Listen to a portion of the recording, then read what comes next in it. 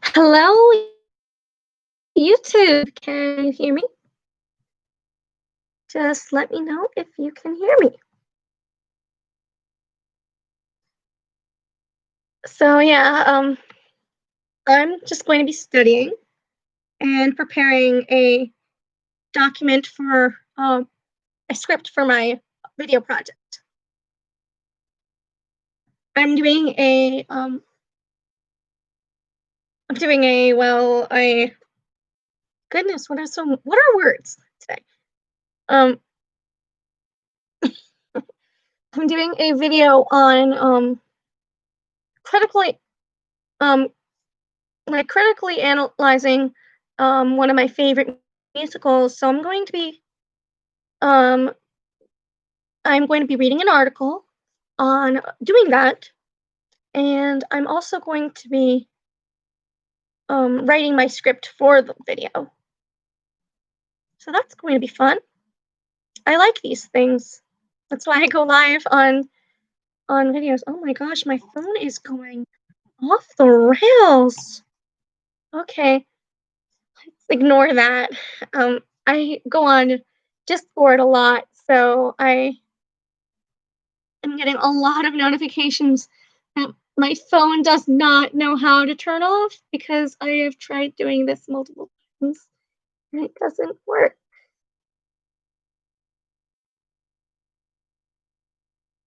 Oh, oh my goodness. My phone just rebooted, but alas, I will do something. Oh my gosh. It just rebooted. Oy vey. Whatever. I'm gonna need that phone later some to do filming, so I hope that it's working.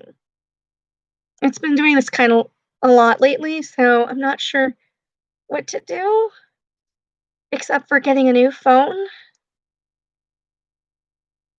Yeah, probably going to be getting a new phone soon.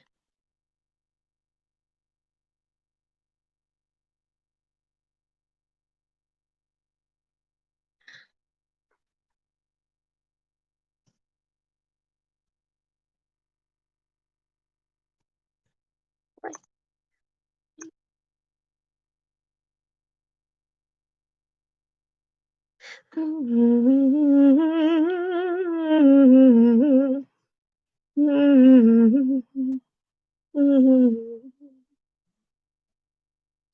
right, so I'm finding the article in my downloads. So I will be almost to the. Oh wait, no, I passed by that article. It's a musical theater education journal, like a periodical about for for musical theater professors. And so one of the articles my professor wanted us to read. So I downloaded I got access to it, was allowed to download it, and so now I'm able to read it.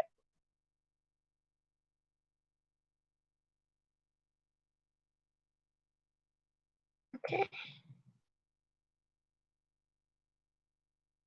Interrogating the Musicals We Love, an argument for critical thought by Nathan Stiff.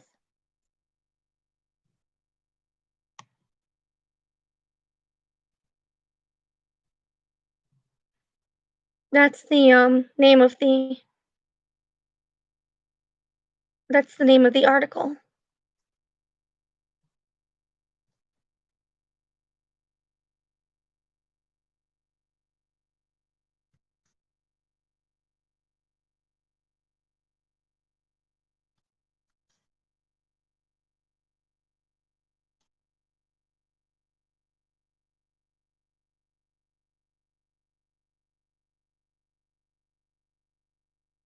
So I'm going to be reading the article.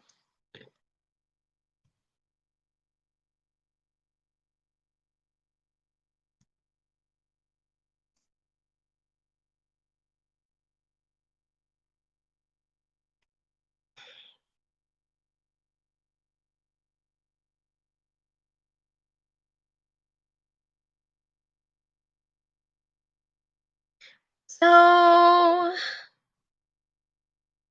okay. Where where was I? I lost my place. I'll read it aloud because it's kind of interesting. We are living in an age where we are often led to believe that our own opinions are the only ones that matter, reinforced by our like minded social media bubbles, of course. We hold tight to our own biases. We rarely question our own deep seated opinions about things. We are hesitant to think critically or search out differing opinions. But in an educational setting, it is our duty to give our students the tools to examine art, the critical eye, especially as the art, especially the art they love. The concept of critical thinking has entered academia entered academia in the 80s. And since then, it has become a buzzword for academics. However, as Julia Guichard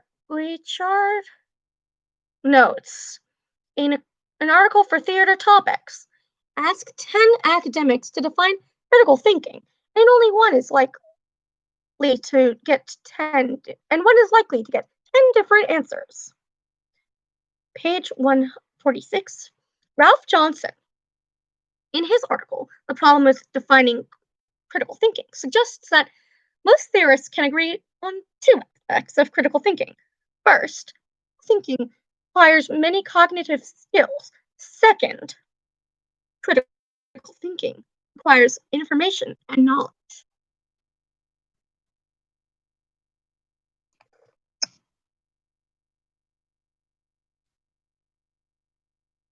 And so, Johnson thus defines critical thinking as a form of reasoning that requires a combination of skills, attitudes, and information/knowledge. Page 51. The problem with our students is that oftentimes their opinions about musicals are based on a single set of skills, watching or perhaps listening, and shaped by their own opinions, or perhaps those of their peer group or online message boards. A. They lack information/knowledge beyond the printed page, cast album, or witnessing of a live ephemeral event. I have observed that this to be especially true when it comes to the musicals students feel most passionately about. They make a deep connection to the music, the narrative, the characters, or perhaps the performances. But they neglect to explore beyond their opinions to examine the musical through a critical lens. And who can blame them? It's much easier for them to form an opinion than it is to question it. Scholar Bell Hooks acknowledges in her book, Teaching Critical Thinking, is that most students resist the critical thinking process. They are more comfortable with learning that allows them to remain passive.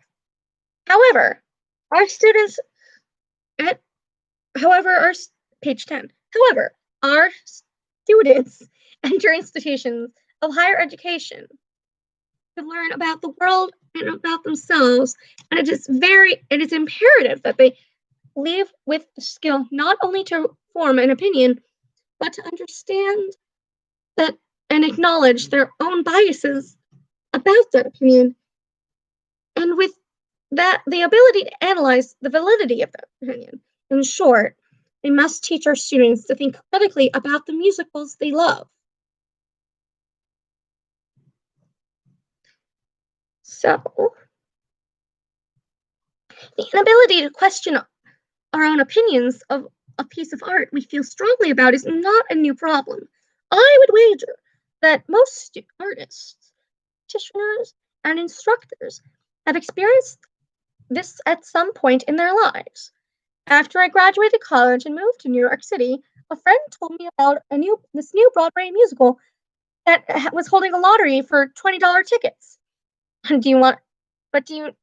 But you had to wait to get in line the night before to get a ticket. only $20 to see this new musical on Broadway, waiting all night in line on 41st Street in the middle of Hell's Kitchen. 21-year-old me was convinced. We arrived at Nederlanders Theater around 1 a.m. and were fifth in line. And by noon the next day, we had secured front row seats to a matinee performance of the musical I had never heard of, Rent. As for many in my generation, that afternoon in the theater had a profound impact on me. Rent was everything I wanted a musical to be. The story was passionate, moving, dramatic, and smart. The contemporary rawness and power of the music was unlike anything I'd ever heard before in a musical. Not only were the characters more authentic and diverse than I had ever seen on Broadway, but they just like me and my friends. And that is the new arrival to New York City. Oh, how desperately I wanted to be a struggling bohemian artist in Alphabet City. Jonathan Larson's Rent was a hit when it premiered at Off-Broadway New York's Theater Workshop. Peter Marks of the New York Times called it the story of the theater season. It was a surprise triumph in an industry short on sensations. By the time it won the Pulitzer Prize for Drama and 4 Tony Awards, including Best Musical, it had become a cultural icon. When the 2-CD cast album was released that August, I purchased it immediately and listened to it nonstop. I connected with Mark's desire for community and Roger's search for something meaningful he could leave behind. I deeply felt the loss of Angel's death and experienced a catharsis every time Angel told Mimi to turn around and listen to that boy's song, Larson, 128. As a straight, white, cisgendered male from the suburbs of Washington, D.C., I was captivated by what I perceived as authenticity in Larson's depiction of people who were different than me, people whose stories I had never seen on stage before. I believed at the time that Rent was the perfect musical. I never questioned any of the choices Larson made in the story, or the characters, the music, or the lyrics. I was a fan, and Rent was flawless. That's what he said, at least. As I continue to the rest of the article, fast forward to 2011.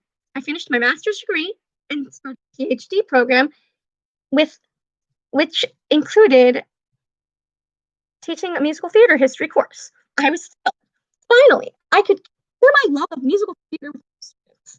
I immediately began to prep for this class, and of course, I started with Rent. I knew I loved the musical, but what would the critics say? My opinions about the musical were reinforced by Jeremy Girard's review in Variety. Girard called it the most sensational musical in maybe a decade, and the real thing. He acknowledged the cutting-edge sound, noting it was one of the rare attempts at marrying rock and roll to musical theater to successfully merge the visceral power of the former and the sentimental, emotional punch of the latter. Ben Bradley, in his review of Broadway production, the Broadway production, also supported my own strong feelings for the characters, noting that Mr. Larson has conceived his show's surrogate family, fringe artists, drag queens, and HIV-infected drug users with such rich affection and compassion that it is impossible not to care about them. 1996. It seemed that the critics loved the musical as much as I did. However, as I dug deeper, I was surprised to discover that some disagreed. Judith Sebasta's article in Contemporary Theater Review was especially eye-opening. In the article, Sebasta acknowledges the rave reviews and cultural significance of the musical before providing the reader with a very detailed analysis of the negative responses to Rent. She refers to Robert Brustein's review in The New Republic, in which he asserts that Rent is badly manufactured, vaguely manipulative, drenched in self pity and sentimental. He calls the score a musical equivalent of wallpaper, the rock and roll version of elevator music. 29. What stuck with me the most, what struck me the most was in Bernstein's response and others mentioned by Sebasta is how differently many viewed the very things I found most impressive about the musical. I wanted to be like the characters in Larson created, but as I read Sebasta's reference to John Clume's comments in Something for the Boys, musical theater, and gay culture, in which he suggests that the musical irresponsibly romanticizes heroin abuse and makes AIDS cool and being poor chic.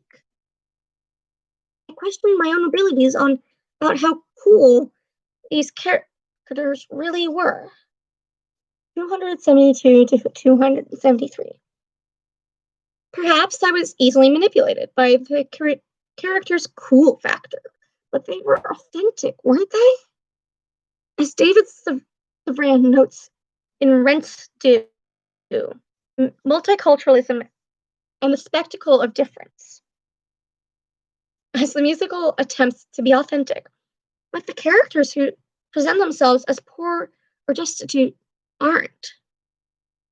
Several of Larson's characters have wealthy parents eager to help them out, says Savran. Most are well educated and have marketable skills. 8. They are, in Savran's view, poor by choice. They are squatting in East Village apartments, not because they have to, but because they want to. Their authenticity is a mirage. Other writers took issue with Larson's attempts in diversity. In Sebastia's discussion of critical responses, she refers to Susan Schulman's book, Stage Struck, Theater, AIDS, and the Marketing of Gay America, in which Schulman suggests that the lesbian characters are two-dimensional and incomplete. Schulman states, Rent acknowledges that lesbians exist, therefore it claims to be tolerant. The fact that it repeatedly describes lesbian relationships as unstable, bickering, and emotionally pathological is the required conceit. Page 71. Savran agrees with Schulman's summation. He notes that 5 of the 8 leads are coded as queer, and while, to Larson's credit, the representation may not be obviously homophobic, they function as a sign of multicultural chic that gives the musical an air of transgression and danger. Both assert that, page 8, both assert that ultimately this is a musical that uses homosexual couples as a backdrop to the central romantic couple in the piece, which remains heterosexual. Savran, page 8, Savran 8.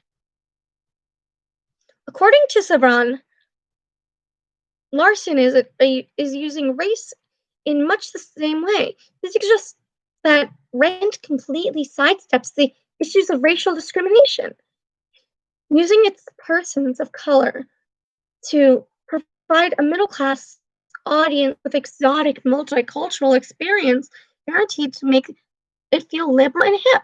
7.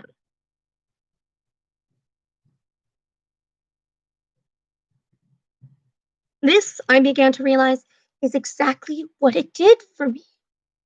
And I was so blinded by the fact that I was seeing characters who were different from me on the Broadway stage, that I neglected to interrogate the ways these characters were being depicted. I was so moved by the sentimentality of the story that I overlooked the ways I was being manipulated by the drama unfolding before me. In short, I had experienced a profound moment in the theater that I had neglected to think critically about it. In 2015, I saw my students have similar reactions to the musical Hamilton. They fell in love with it, just as I had with Rent. Hamilton is one of the most successful musical Broadway audience have seen in years, perhaps ever. Its successes have reached far beyond New York, including two currently running US national tours, sit down productions in Chicago, San Francisco, London, and a planned 2021 opening in Sydney, Australia. I hope that happens one day. Anyway, I digress. The cast album won a Grammy Award, reached number 3 on the Billboard chart in 2015, and became the first musical cast recording to ever reach number 1 on the Billboard Top Rap Albums chart from 105. What makes this musical so appealing to younger generations is Miranda's inspired choice to tell a story of America's past using music of America today. In addition, the creative team casts actors of color as key figures in Hamilton's life and our American history. This color-conscious casting of the musical allows the musical to become what Miranda calls a story about America then, told by America now. Quoted in Weinhart Kent. The creative team's casting choices have rocked the musical theater world, and created a cultural phenomenon that has reached far beyond Broadway and traditional musical theater lovers. In addition, the ways that fans consume musicals has changed tremendously since then. Technology now allows fans of contemporary musicals to connect with the shows, their casts, and creative teams in ways that were unavailable in the late 20th century. Besides watching the musical live and listening to the cast albums, fans of contemporary musicals like Hamilton flock to message boards on Reddit, Tumblr, and other social media sites to connect with other Hamil fans. They can also watch YouTube clips of the show released by the producers and numerous #HamForHam performances by the show's cast, as well as bootleg videos illegally filmed by audience members. These videos and message boards create a familiarity of the Hamil fan that was simply not available to us rentheads. In the spring of 2018, I began a section of my musical theater history course examining the contemporary musicals with an assignment to read several reviews of the off-Broadway and Broadway productions of Hamilton. The response to Hamilton from critics was like Rent, but almost universally positive. On Hamilton's premiere on Broadway, Ben Brantley of the New York Times trumpeted, "Yes, it really is that good." David Coate of Time Out New York declared it the greatest American musical in decades. While the New York Daily News Joe Ziemiankowicz argued that with the opening of Hamilton, Broadway is the coolest place on the planet, and the smartest, and most exhilarating. Our class discussion reinforced all of this thing. Oh, yes? Yes?